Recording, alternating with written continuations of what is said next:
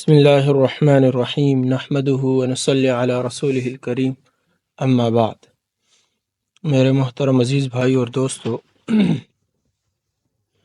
مشرکین مکہ نے جب یہ دیکھا کہ دن بدن لوگ اسلام کی طرف آ رہے ہیں اور اسلام کے حلقہ بگوش ہوتے جا رہے ہیں، روزانہ اسلام کا دائرہ وسیع ہوتا جا رہا ہے، تو متفقہ طور پر مسلمانوں کی ایذا رسانی پر آمادہ ہو گئے اور طرح طرح سے مسلمانوں کو ستانا شروع کیا تاکہ کسی طرح دین اسلام سے برگشتہ ہو جائیں۔ تو حضرت صلی اللہ علیہ وسلم نے ارشاد فرمایا، تفرقوا فی الارض فإن اللہ سیجمعکم، قالوا إلی أین نذهب؟ قال إلی هنا، وأشار بیدہ إلی أرض الحبشہ، کہ اللہ کے نبی نے فرمایا تم اللہ کی زمین پر کہیں چلے جاؤ، یقیناً اللہ تعالیٰ تم سب کو ان قریب جمع کرے گا۔ صحابہ نے عرض کیا کہاں جائے؟ آپ نے ملک حبش کی طرف اشارہ فرمایا کہ وہاں چلے جاؤ۔ تو اس پر حبشہ کی طرف 2 ہجرتیں ہوئیں۔ پہلی ہجرت، اس میں تقریباً 11 مرد اور کچھ 5 عورتیں تھیں۔ پھر دوسری ہجرت ہوئی تو اس میں تقریباً 86 مرد اور 16 عورتیں شریک تھیں۔ ابن ہشام نے مہاجرین حبشہ کے اسماء گرامی مع انصاب و قبائل نہایت تفصیل کے ساتھ ذکر کیے ہیں، یعنی ان کے نسب کو بھی ذکر کیا ہے اور ان کے قبیلے کا نام بھی لے کر ذکر کیا ہے جنہوں نے حبشہ کی طرف ہجرت کی تھی۔ اور حافظ ابن سید الناس نے عیون الاثر میں اختصار کے ساتھ ان کے نام کو ذکر کیا ہے۔ عمار بن یاسر رضی اللہ عنہ کے بارے میں علماء کا اختلاف ہے کہ وہ مہاجرین حبشہ میں تھے یا نہیں۔ محمد بن اسحاق نے مہاجرین حبشہ میں ابو موسیٰ اشعری رضی اللہ عنہ کا اسم مبارک بھی ذکر کیا ہے۔ واقدی اور دیگر علماء اس کے منکر ہیں۔ بعض علماء نے یہاں تک کہہ دیا کہ محمد بن اسحاق جیسے امام پر اس کا مخفی رہنا نہایت مستبعد ہے۔ حافظ ابن قیم رحمۃ اللہ علیہ فرماتے ہیں کہ حقیقت حال یہ ہے کہ ابو موسیٰ اشعری رضی اللہ عنہ یمن کے رہنے والے ہیں۔ ابتدائی بعثت میں مکہ مکرمہ حاضر ہو کر مشرف باسلام ہوئے، پھر یمن واپس ہو گئے، اور جب حضرت جعفر رضی اللہ عنہ اور دیگر صحابہ کرام کا ہجرت کر کے حبشہ آنا معلوم ہوا تو چونکہ حبشہ یمن سے قریب تھا، اس لیے ابو موسیٰ اشعری رضی اللہ عنہ یمن سے ہجرت کر کے حبشہ چلے آئے اور وہیں مقیم رہے، اور پھر حضرت جعفر رضی اللہ عنہ کے ساتھ 7 ہجری میں ہجرت کر کے مدینہ منورہ آ گئے۔ چونکہ ابو موسیٰ اشعری رضی اللہ عنہ نے بھی حبشہ کی طرف ہجرت فرمائی، اگرچہ وہ ہجرت مکہ سے نہ تھی بلکہ یمن سے تھی، اس لیے محمد ابن اسحاق نے ابو موسیٰ اشعری رضی اللہ عنہ کو بإیمانہ مہاجرین حبشہ کی فہرست میں ذکر کر دیا ہے۔ حبشہ کی طرف مکہ سے تو انہوں نے ہجرت نہیں کی، یمن سے کی، تو اس وجہ سے ابو موسیٰ اشعری رضی اللہ عنہ کو محمد بن اسحاق نے ذکر کیا کہ ابو موسیٰ اشعری بھی حبشہ کی طرف ہجرت کرنے والے ہیں، کہ جن لوگوں نے حبشہ کی طرف ہجرت فرمائی، خواہ وہ مکہ سے ہو یا یمن سے یا کسی اور مقام سے، ان میں ابو موسیٰ اشعری رضی اللہ عنہ بھی شامل ہے۔ ہاں، اگر محمد بن اسحاق یہ فرماتے کہ ابو موسیٰ اشعری نے مکہ سے حبشہ کی طرف ہجرت کی تو بے شک قابل رشک انکار تھا۔ قریش نے جب یہ دیکھا کہ صحابہ حبشہ میں جا کر مطمئن ہو گئے اور اطمینان کے ساتھ ارکان اسلام بجا لانے لگے، تو مشورہ کر کے عمرو بن العاص اور عبداللہ بن ابی ربیعہ کو حبشہ روانہ کیا اور کہا کہ نجاشی اور اس کے تمام ندما اور مقربین کو تحائف اور ہدایہ دے کر اپنا ہم خیال بنا لینا۔ ندما جو بادشاہ کے درباری ہوتے ہیں ان کو کہا جاتا ہے، تو کہا کہ ان کو خوب ہدیے اور تحفے دے کر ان کو اپنا ہم خیال بنا لینا۔ چنانچہ عمرو بن العاص اور عبداللہ بن ابی ربیعہ دونوں حبشہ پہنچے۔ اول تمام ندما اور مصاحبین کو نظریں پیش کی اور یہ بیان کیا کہ ہمارے شہر کے چند سفیہ اور نادان اپنا آبائی دین چھوڑ کر تمہارے شہر میں پناہ گزین ہوئے ہیں، انہوں نے اپنا آبائی دین چھوڑ کر تمہارا دین بھی اختیار نہیں کیا، یعنی عیسائی بھی نہیں ہوئے، چونکہ حبشہ والے عیسائی تھے، بلکہ ایک نیا دین اختیار کیا ہے جس سے نہ ہم اور نہ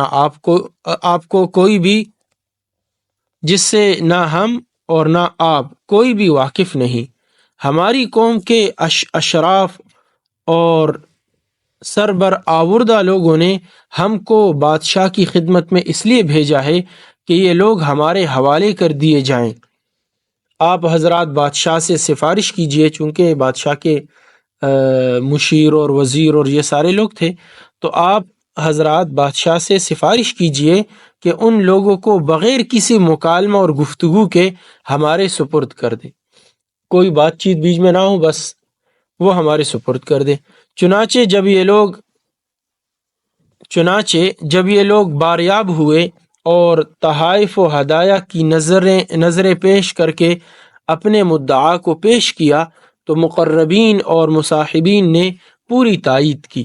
اب چونکہ وہ رشوت والی بات ہو گئی نا، رشوت کھا لی تو پوری تائید کر لی۔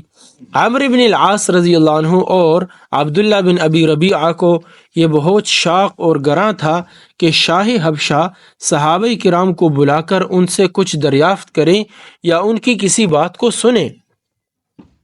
ناظرین خوب سمجھ سکتے ہیں کہ ان لوگوں کو شاہ حبشہ کا صحابہ سے کسی سوال یا گفتگو کا کرنا کیوں شاق اور گراں تھا، اور یہ کیوں چاہتے تھے کہ بادشاہ بغیر کسی مکالمے اور گفتگو کے ان لوگوں کو ہمارے سپرد کر دے۔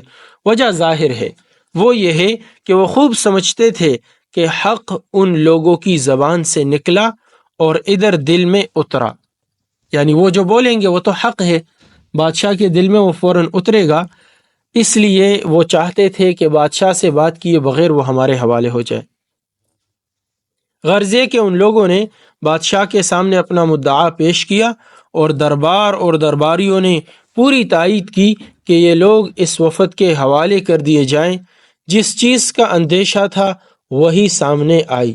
نجاشی کو غصہ آ گیا اور صاف کہہ دیا کہ میں بغیر دریافت حال اور بدون گفتگو کے تمہارے حوالے نہیں کر سکتا، پہلے میں احوال معلوم کروں گا، بات چیت کروں گا ان سے، تب میں تمہارے حوالے کروں گا۔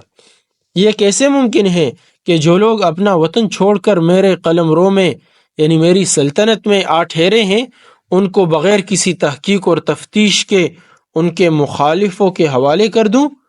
اور ایک آدمی صحابہ رضی اللہ عنہم کے بلانے کے لیے روانہ کیا، قاصد صحابہ کے پاس پہنچا اور بادشاہ کا پیغام پہنچایا۔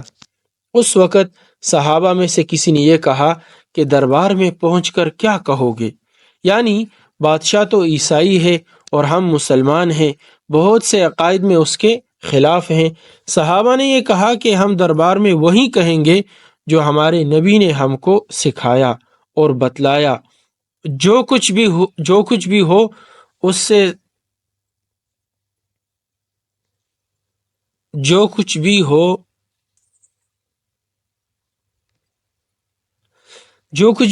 سے سر منہ تجاوز نہ کریں گے، یعنی اس سے منہ نہیں پھیریں گے۔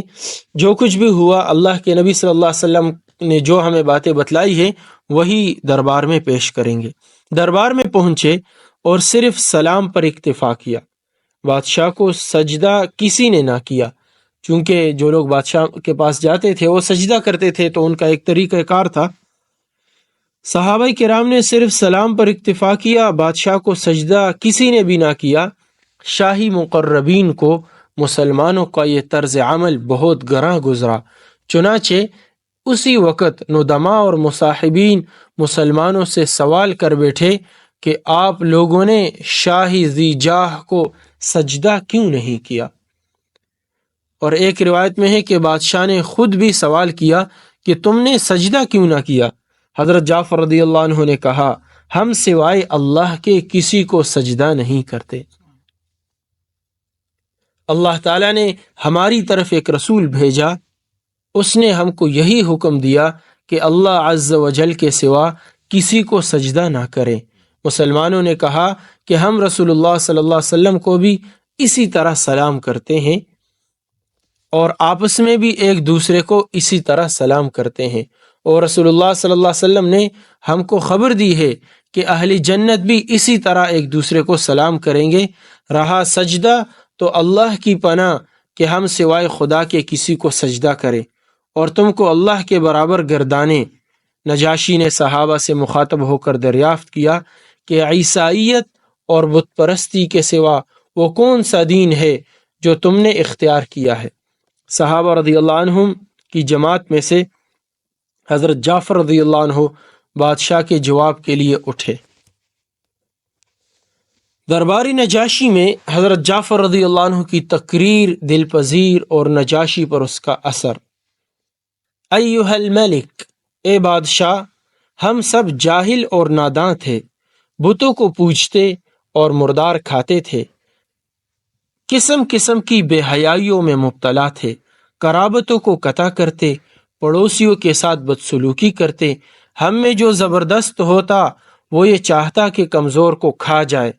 اسی حالت میں تھے کہ اللہ تعالیٰ نے ہم پر اپنا فضل فرمایا، ہم میں سے اپنا ایک پیغمبر بھیجا جس کے حسب نسب، صدق و امانت، پاک دامنی و عفت کو ہم خوب پہچانتے ہیں۔ اس نے ہم کو اللہ کی طرف بلایا کہ ہم اس کو ایک مانیں اور ایک جانیں اور ایک سمجھیں، صرف اسی کی عبادت اور بندگی کریں، اور جن بتوں اور پتھروں کی ہم اور ہمارے آباء و اجداد پرستش کرتے تھے ان سب کو یکلخت چھوڑ دے۔ سچائی اور امانت، صلہ رحمی اور پڑوسیوں سے حسن سلوک اور خون ریزی اور حرام باتوں سے بچنے کا حکم دیا، اور تمام بے حیائیوں سے اور باطل اور ناحق کہنے سے اور یتیم کا مال کھانے سے اور کسی پاک دامن پر تہمت لگانے سے ہم کو منع کیا، اور یہ حکم دیا کہ صرف اللہ کی عبادت کریں، کسی کو اس کا شریک نہ کریں، نماز پڑھیں اور زکوٰۃ دیں اور روزہ رکھیں، غرض یہ کہ جان و مال سے خدا کی راہ میں دریغ نہ کریں۔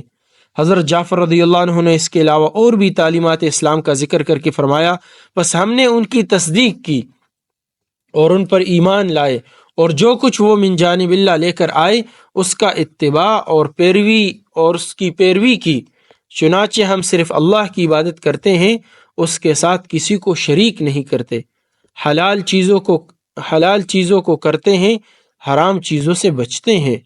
محض اس پر ہماری قوم نے ہم کو طرح طرح سے ستایا اور قسم قسم کی اذیتیں پہنچائیں، تاکہ ہم ایک اللہ کی عبادت کو چھوڑ کر گزشتہ بے حیائیوں میں پھر مبتلا ہو جائیں۔ جب ہم ان کے مظالم سے تنگ آ گئے اور اپنے دین پر چلنا اور ایک خدا کی عبادت اور بندگی کرنا دشوار ہو گیا، تب ہم نے اپنا وطن چھوڑا، اور اس امید پر کہ آپ ظلم نہ کریں گے آپ کی ہمسائیگی کو سب پر ترجیح دی۔ نجاشی نے کہا، کیا تم کو اس کلام میں سے کچھ یاد ہیں جو تمہارے پیغمبر اللہ کی طرف سے لائے ہیں؟ حضرت جعفر رضی اللہ عنہ نے فرمایا، ہاں۔ نجاشی نے کہا، اچھا، اس میں سے کچھ پڑھ کر مجھ کو سناؤ۔ حضرت جعفر رضی اللہ عنہ سورہ مریم کا ابتدائی حصہ پڑھ کر سنایا۔ بادشاہ اور تمام درباریوں کے آنسو نکل آئے، روتے روتے بادشاہ کی داڑھی تر ہو گئی۔ معلوم ہوا کہ بادشاہ داڑھی رکھتا تھا، اور یہی تمام انبیاء علیہ السلام کا طریقہ رہا۔ معاذ اللہ، کسی پیغمبر نے کبھی داڑھی نہیں منڈوائی۔ داڑھی رکھنا خاص حضرات انبیاء و مرسلین کا طریق رہا۔ جب حضرت جعفر رضی اللہ عنہ تلاوت ختم فرما چکے تو نجاشی نے کہا، یہ کلام اور وہ کلام جو عیسیٰ علیہ السلام لے کر آئیں، ان دونوں ایک ہی شمعدان سے نکلے ہوئے ہیں، اور قریش کے وفد سے صاف طور پر یہ کہا کہ میں ان لوگوں کو ہرگز تمہارے سپرد نہیں کروں گا، اور نہ اس کا کوئی امکان ہے۔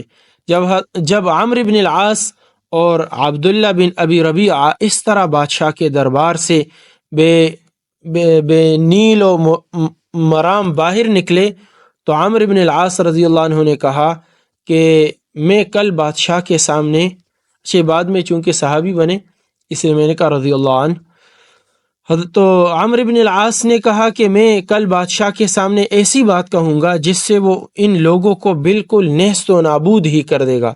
عبداللہ بن ابی ربیعہ نے کہا ایسا ہرگز نہ کرنا، ان لوگوں سے ہماری قرابتیں ہیں، یہ ہمارے عزیز و رشتہ دار ہیں، اگرچہ مذہباً ہمارے مخالف ہے۔ مگر عامر بن عاص نے ایک نہ سنی۔ اگلا روز ہوا کہ عامر بن العاص رضی اللہ عنہ نے نجاشی سے کہا، اے بادشاہ، یہ لوگ حضرت عیسیٰ علیہ السلام کی شان میں بہت ہی سخت بات کہتے ہیں۔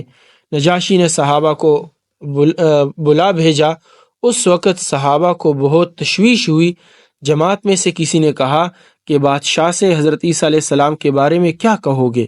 اس پر سب نے متفقہ طور پر کہا کہ خدا کی قسم ہم وہی کہیں گے جو اللہ نے اور اس کے رسول نے کہا، جو کچھ بھی ہو ذرہ برابر اس کے خلاف نہ کہیں گے۔ آگے کافی لمبا بیان ہے، تو انشاءاللہ بہت ہی زیادہ لمبا چونکہ ہو جائے گا تو یہ کل پڑھ لیں گے، ٹھیک ہے؟ دربار میں پھر انہوں نے کیا کہا وہ ہمارے سامنے کل آ جائے گا انشاءاللہ۔ سبحان اللہ بحمدہ، سبحان اللہ۔